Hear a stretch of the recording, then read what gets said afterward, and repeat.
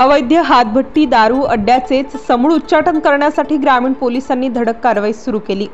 याच पार्श्वभूमीवर जिल्ह्यातील मालेगाव तालुका आणि जायखेडा पोलीस ठाण्याच्या हद्दीतील हातभट्टीच्या दारूची अवैधपणे गाळप करणाऱ्या 6 ठिकाणी एकाच वेळी छापे टाकून 70 लिटर गावठी दारू, 1360 लिटर रसायन असा एकूण 78,000 रुपयांचा मुद्देमाल जप्त केलाय।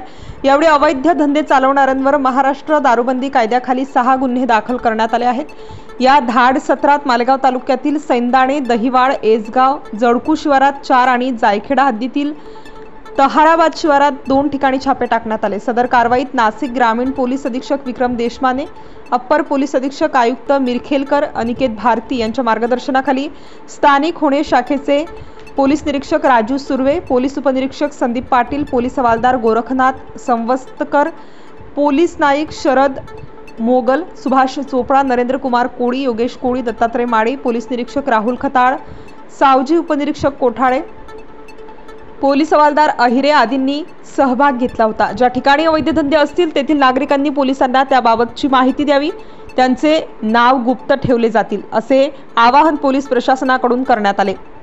नाशिक स्टार न्यूज साठी मोहसिन पठाण, नाशिक।